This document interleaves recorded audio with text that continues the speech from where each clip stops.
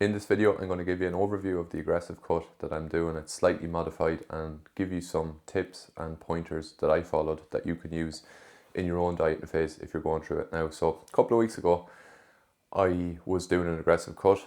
We ended it about 2 weeks ago, started it pre-Christmas for a week or two and then finished it off post-Christmas. So it's probably about 4 weeks in total. It was like 3 kg, 3 or 4 kg, something like that. And then we took a diet break. So all the diet break is, it's bumping calories up to maintenance just to replenish some of those glycogen stores. Calories would have been low, get a little boost in energy.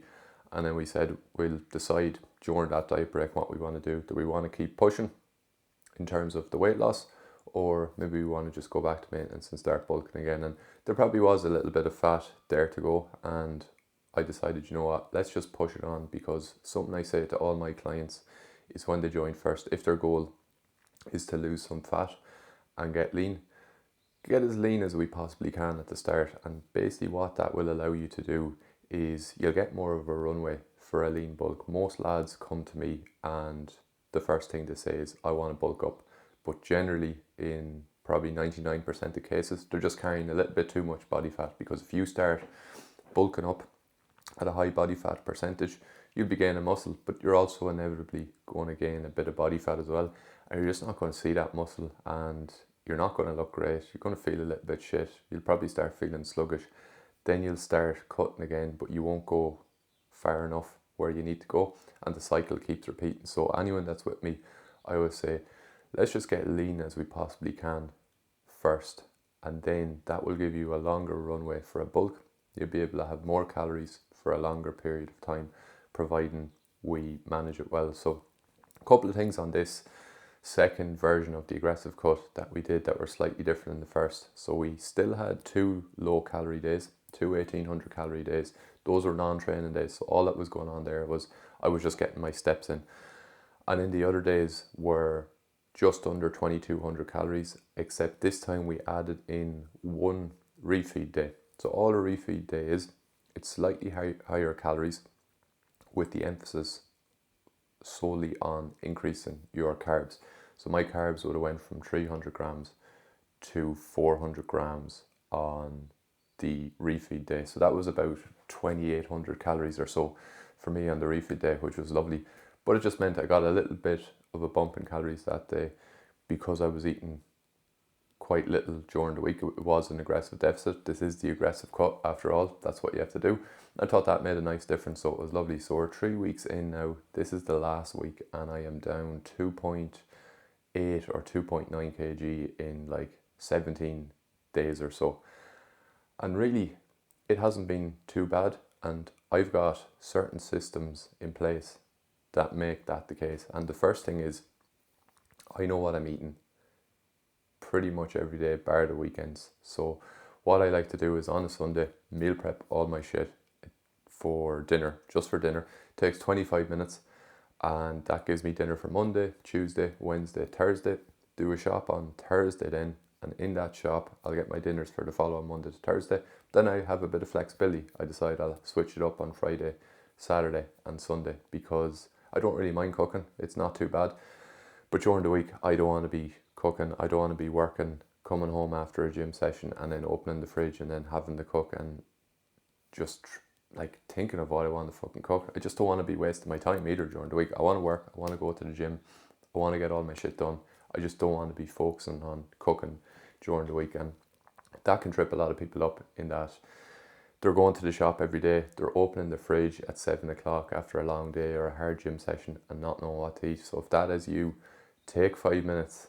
I'm telling you, take 5 minutes on a Sunday and just plan out your week of eating. Plan out your breakfast, your lunch, your dinners and your snacks, and I fucking guarantee you it's going to be absolutely game changing for you. And you can still switch things up a little bit at the weekend, but I would say if you're getting started and you're getting derailed constantly by not making great food choices, maybe to start with Monday to Sunday for you, just planning out your meals, your dinners, your snacks, your lunches is a good idea.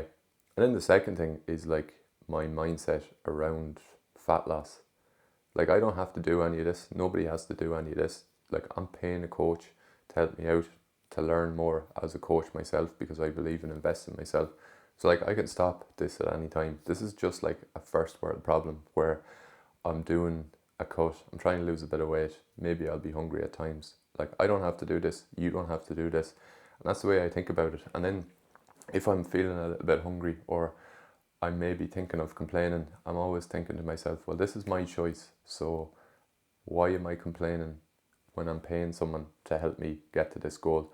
And that really helps me manage it. And then the other thing is, hunger is going to be a normal part of it. So generally at the start, I find when people come to me, they're not really that hungry at all, because we start structuring their meals much better. We get like fibre in there, fruit, veg, the meal structure becomes much better. Whereas where people can struggle is they just have like meal structure that's all over the place. Maybe they're eating breaded chicken goujons for dinner, these frozen pizzas, no veg, leaving long gaps between meals, maybe waking up, not eating a meal for hours, you know, this kind of stuff, and you're just going to be absolutely starving. And I found on this cut, I haven't been too hungry at all. Sometimes on the 1800 calorie day, I am like eating my dinner and I'm like, oh, I fucking wouldn't mind a bit more rice, or I wouldn't mind a bit more like beef here. But at the end of the day, it's short, it's sweet. And the way I also think about it is like the more you can really focus in on a fat loss phase, obviously the shorter it's going to be, and you're not going to delay it, and you're just going to get more of those quick wins. So if you're going through a fat loss phase and you're cheating every now and then, you're just deciding weekends you're not going to bother tracking, that's just delaying things down. And like that can snowball from like a day of not tracking to 2 days to 3 days a week, and you still feel like you're dieting because you're still tracking the food, you're still eating a little bit less Monday to Thursday, but now you're not seeing the results because you're not being honest with yourself at the weekend. And then eventually people just get frustrated with that, rather than the approach of, I'm just going to go all in here. And all in doesn't mean I'm going to slash my calories to like 1,000. It doesn't mean I'm going to completely cut out all the foods I'm eating and drinking. It just means being a bit more honest with ourselves for a short period. So for me, like I enjoy latte, cappuccino. I enjoy like some homemade chips and a homemade pizza. And I was looking at 2,200 calories, and like that was coming out at like 1,600. And I just made a decision for myself. Is this worth it? Like, will I be satisfied after this on a cut using this many calories for one meal? And I know I won't be, because I've tried it before and then I'm quite hungry and I eat it and I'm just ravenous. So for me, it's like, yeah, I'm just not going to bother with that for 3 or 4 weeks. But I have loads of other foods that I really enjoy that can still fit the bill. So like restriction is a term that's thrown around, and people are like, oh, no, you shouldn't restrict things. You shouldn't restrict things. To an extent, you should, because if you're building a house and you want to buy all the shit that you need for it, you're going to restrict your spending a little bit to buy that house. And like fat loss is the same. It's just budgeting your calories during the week. Some foods you will have to restrict a little bit. Like if you're having 2 to 3 takeaways a week, you're going to have to restrict some of those. Maybe it'll be 1 a week, but you're still going to have to reduce the number of them. Maybe you're having a real creamy coffee that has like 400 calories in it that you absolutely love.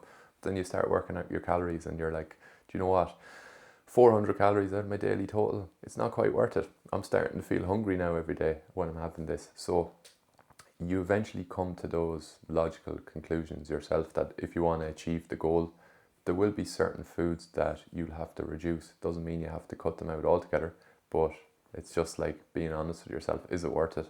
So the plan after this week, calories are going to be bumped back up.